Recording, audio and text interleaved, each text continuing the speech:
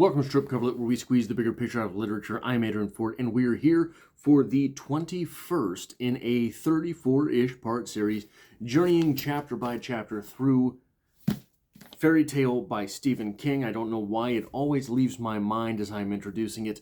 For some reason, I cannot remember this book's name while I am talking about it. But what we have here is we have comments, then we have a recap of what happened in this particular section. Then we have a lit crit portion followed by writer's notes, which will be an ironic sort of portion of this video because there is but one writer's note. So let's start off with comments from the last video. Crybaby Films says, I heard you burp. No, you didn't. And PF gave us a multi-part comment. Oh, by the way, I've got poetry on the channel on Mondays. Make sure you're here for that, because Poetry Mondays, we're bringing poetry back, baby. Don't forget, PF says, this book still feels aimless. And I'm going to be 100% honest. Kind of. But I think I slightly disagree because, and look, I'm not going to pretend that I have not probably at some point used the actual verbiage aimless with this book as well. But here's the thing. Now that I'm forced to contemplate the exact verbiage, the nomenclature in particular, I might disagree, and here's why. I think perhaps part of what we're struggling with in this book, part of what this book suffers from, is not aimlessness, but directionlessness. So, and here's what I mean by that. If you read something like The Stranger, right? The Stranger is aimless. It's a bit of an aimless book, but it has direction. We know where that character is going, even if we're only figuring out as that character figures it out. Another way, another book by which to think of this, Fight Club. Fight Club feels aimless at times, but it's because, or feels directionless at times, but it's because the narrator himself is kind of lost. However, Tyler Durden is the driving force, and therefore it has aim without having direction. We know the way in which the character is sort of meandering. It is sort of the mark of literary fiction to have at least a tinge of aimlessness, of directionlessness in it. Now I'm confusing myself. It is important to have aim, whether or not we have direction. Direction is saying, I think, a goal, right? Aim is saying improvement as an individual. The literary genre often has aim without having direction. PF follows through and says, are we as a modern audience so jaded that something such as this could be considered good in a vacuum? This is a contentious comment. This is something with which we must wrestle. Why? Surely, previous eras, surely when, I don't know, when we had Hemingway and F. Scott Fitzgerald and William Faulkner, they were all sort of around at the same time. They were all penning novels at the same time. There was even a book about the sort of rivalry between Faulkner and Hemingway. They were sort of complementary. They were sort of frenemies, from what I gather. And then, of course, there was the relationship between Hemingway and Fitzgerald, which was condescending at best. But surely, even then, there was schlock, right? There was bad stuff being written. There was stuff that.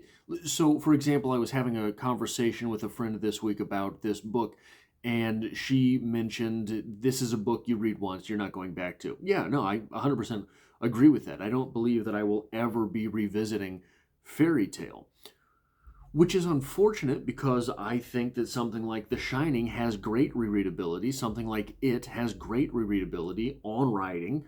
I haven't made my way back through Danse Macabre all the way yet. I don't know if I can stomach that. I feel the way about Danse Macabre that some people feel about reading American Psycho.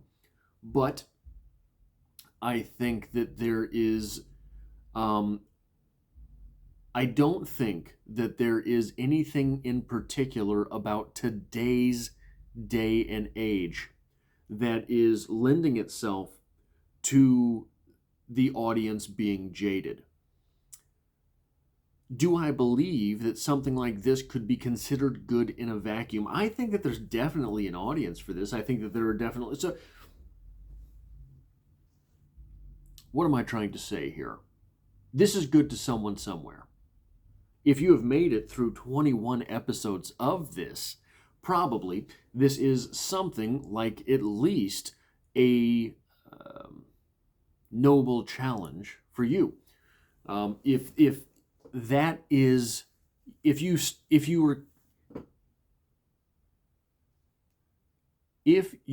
are possessed to finish this because you started this, there's an element of something in here that you find worth pursuing.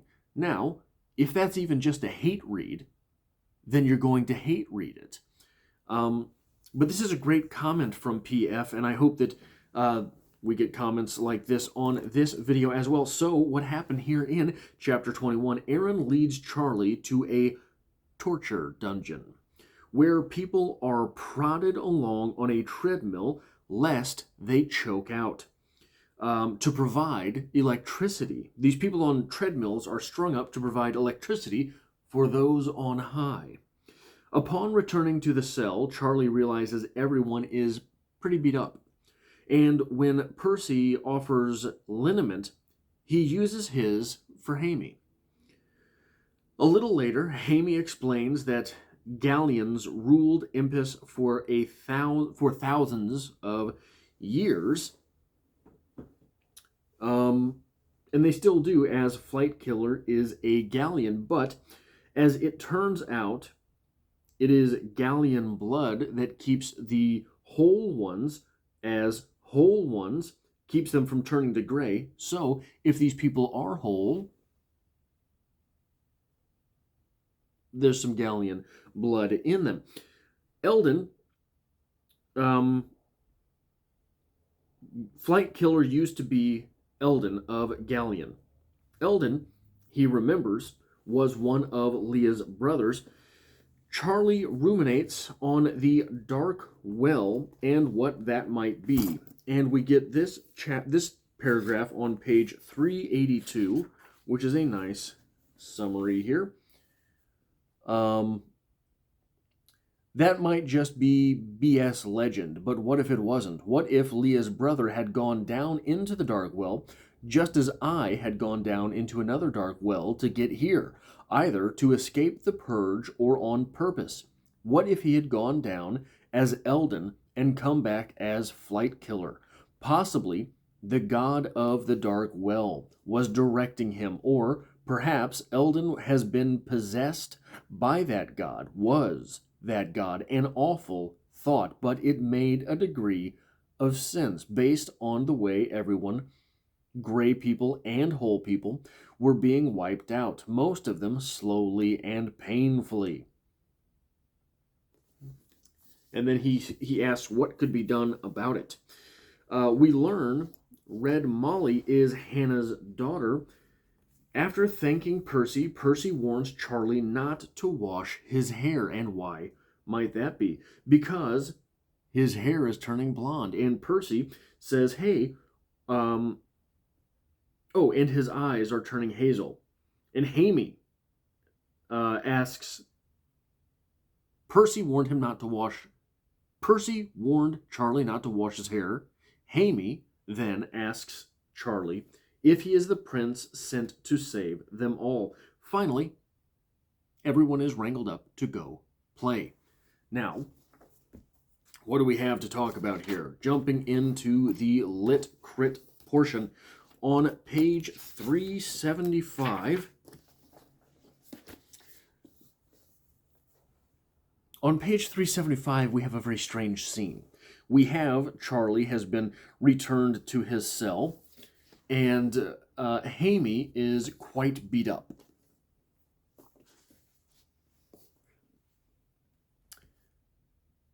He gasped when I rubbed the liniment into the scrapes on his knees, but sighed with relief when I did their backs and then his shoulders. I had gotten and given after-game massages during football season, and I knew where to dig in. I'm sorry, what? Stephen, what? What is it that you are assuming is going on in high school locker rooms around America? That wasn't, at least where I went to school, that wasn't part of the deal. There were no massage parties in the locker room. I don't know where this is coming from, Stephen. Where are you getting your information? But someone is tugging your leg, hopefully. On 379, we get this paragraph. I lay awake, thinking. The idea that the so-called whole people were protected from the gray at first struck me as racist, right up there with bigoted dimwits saying white people were just naturally smarter than black people. I believed, as I've already said, that those of so-called royal blood put on their pants one leg at a time, just like the unfortunate creatures sweating on the belts to keep the Lord High's lights burning. Only there was genetics to consider, wasn't there? The people of Impus might not know about it, but I did. There could be unfortunate results as bad genes spread, and royal families were good at spreading them. Hemophilia was one. A facial malformation called the Habsburg jaw was another. I had learned about such things in 8th grade sex ed, of all places. Couldn't there also be a genetic code that provided immunity to the deforming gray? Now,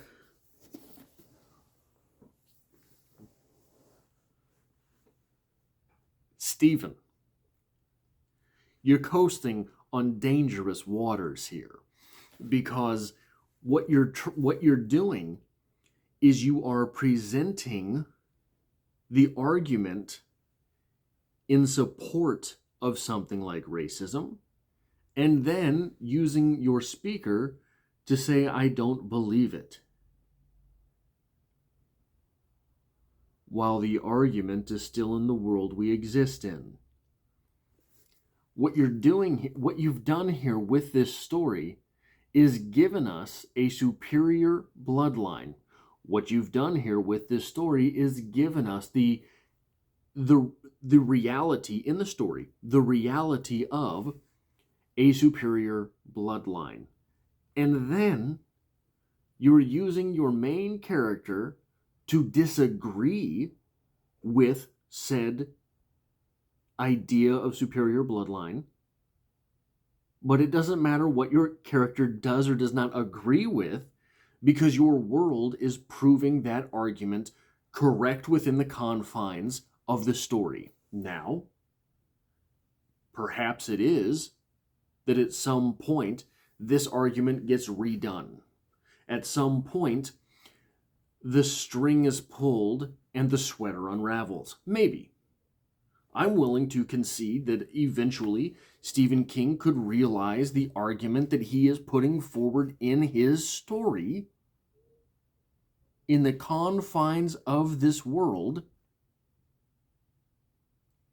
I'm willing to believe that at some point Stephen King catches it and backs out. But as of this point, 379, in fact, it gets even worse, because this, I believe, this is before he knows that it is the bloodline that keeps people from turning gray. Maybe that's before this. But if it's before this, that revelation doesn't make any sense. Anyway, doesn't matter. What Stephen King has done here is set up a world in which the ideas of racism are valid. That's what has happened in this story.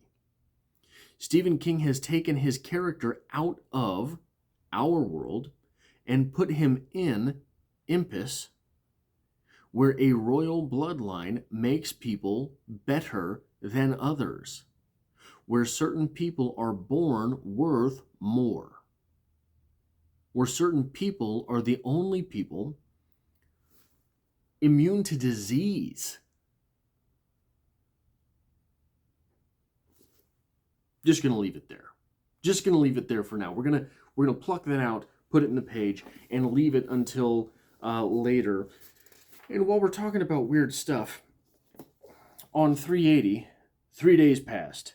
I say 3 because Percy came 9 times with his cart of half-cooked meat. Phrasing, Stephen. Phrasing. What are we doing here? This is a weird chapter. 382.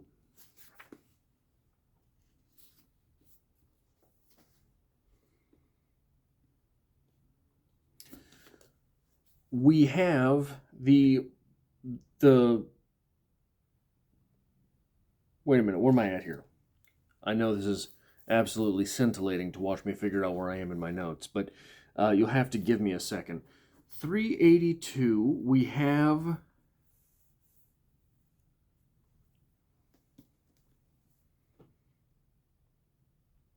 yes, 381 into 382. Leah claimed her brother Eldon was also dead, but it was clear that Leia had loved him best. That was straight from the horse's mouth, ha. Wasn't it possible that Leia would prefer to believe Eldon dead than to believe he had become the flight killer? Did any sister want to believe her adored brother had become a monster? That is an extremely compelling dynamic. Wouldn't one rather believe their family member dead than that they had become a monster? This is a very real dynamic. Surely you have seen interviews with people whose brother turns out to be a serial killer, whose, mother murders puppies. I don't know. You've seen the interviews, and that's still that person's brother. That's still that person's mother. While and whereas they might not defend this individual, they say they love them. They have to. It's true, right? Imagine if someone in your family was outed as something awful. Still, you would love them. You would have to. How could you not? That is a very interesting dynamic. I hope we get more of that in this story going forward. We are a little over halfway through here, so I'm not sure how much of that will come up. But it does strike me that that is the exact type of dynamic which would be the reason to write a story about royal families, wouldn't it? But we don't have any of that so far here. Now, again, I am willing to accept, I am willing even to bet that Stephen King has written this as part of what will be a larger series. And probably this idea of going down the rabbit hole as Charlie ended up in Impus and Eldon ended up in the Darkwell. There's something under the world of the Darkwell as well, right? I'm willing to bet that there are levels of this and stories which will come back around. I am willing to bet. Now, I made a great big deal early in this series about how Stephen King seems to be writing this as his Harry Potter. He seems also to be writing this as his Game of Thrones. Game of Thrones is notoriously in-depth. Game of Thrones is notoriously spiderwebby, right? So there are almost undoubtedly other stories, at least in Stephen King's head, if he has not already presented them on paper to someone, maybe a publisher, or at least inked the contract. Can you hear all of that going on outside? That's the trash man. We're going to see if we can power through this or if it's going to get too loud. Also on 382, very weird sort of way to begin this, but the other black guy, Tom, was much smaller. He had a fantastic singing voice, but only Eris could sweet-talk him into using it. One of his ballads told a story I knew. It was about a little girl who went to visit her grandmother only to find a wolf wearing Nana's nightgown, the Little Red Riding Hood. I remembered had a happy ending, but Tom's version ended with a bleak rhyme. Quote, she ran, but she was caught. All her struggles went for naught. This is another interesting dynamic here. We are here in a fictional world, and while and whereas we are using maybe a different language, not a whole lot is used to sort of explain that, other than Charlie feels himself using different words while knowing what he's saying in his own head. The idea that this other world has the same fairy tales that our world has. Maybe they are the fairy tales that bind us. And that is why the story is called Fairy Tale. All of these worlds, in addition to having people the same, have fairy tales the same. That is why we would have Little Red Riding Hood. That is why we would have Gog Magog. All of these things that have been mentioned time inside this world as well as ours. On 383, we get another weird case of writing from Stephen King. Makes you wonder if there's something else going on with Stephen King again. In Deep Malign, happy endings seem to be in short supply. Stephen, phrasing. Phrasing, Stephen. Phrasing. Happy endings. But also on this page,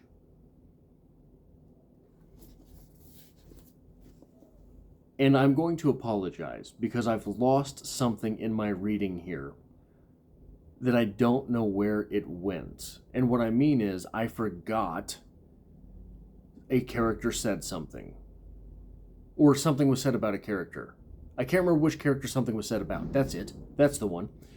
Iota was an S-head, but I'd developed a liking for him nevertheless. In some ways, he reminded me of my long-gone pal Bertie Bird.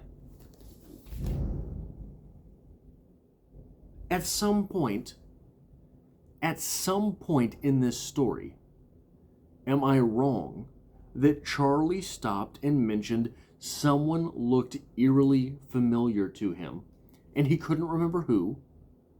He couldn't remember why the character... He didn't know why the character looked familiar to him, but the character looked familiar to him. I would swear that at some point in time that happened. And I've been saying, since Bertie Bird was brought up early in the story, Bertie Bird's going to come back again. Whoever it was that Charlie said that about is going to end up being Bertie Bird. Anyway, the one writing note that I have... The one writer's note that I have from this chapter is that I have no writer's note from this chapter. Now, the phrasing stuff could easily have fallen into the writer's notes category for this book, for this chapter, but I sort of didn't feel like putting them there because they were just jokes. They weren't real writer's notes. The writer's notes portion of these talks are what I hold more sacred than the literary discussion. The literary discussion, I think sometimes it's worth just commenting on the story. But the writer's note stuff, I think you have to have a little bit of sobriety in there. Now, the fact that I don't have a writer's note for this chapter is telling, because often what it is that we are able to comment on a writer's level with someone's writing is stuff that sticks out as weird or bad.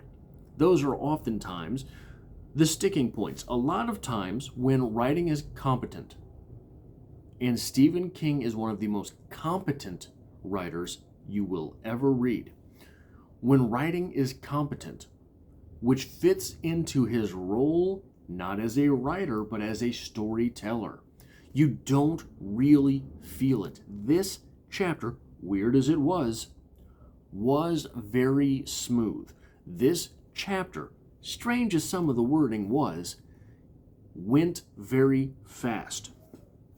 Because of that, we can sort of intuit that Stephen King is finding himself in this story. Stephen King is realizing here and now why he is writing the story, where the story is going, what we're doing with it, and probably around this point in time, as the writer, as the author, as the storyteller, the end of the book began to crystallize for him. So, because I believe all of these things are true, moving forward, it is important to keep an eye open on what things might be hinted at for the actual conclusion of this book. Because oftentimes when a writer gets that ending, it is difficult for them not to tip it off. So we can learn from that as writers ourselves. We can learn from that not necessarily to erase our work, but certainly not to show our work, so that we can claim that we just copied the answers out of the back of the book. Irony, irony. Now, that is all I have for this, the 21st chapter of Fairy Tale by Stephen King. This will be a 34-ish part series. I've got some ideas for things to put at the end of the series that are book pertinent, book related. And I hope to have you here for all of those other videos. Don't forget, pardon me, Crybaby Films, you heard it this time. Don't forget, we've got poetry on Mondays, and you'd better be there. I'm counting on it.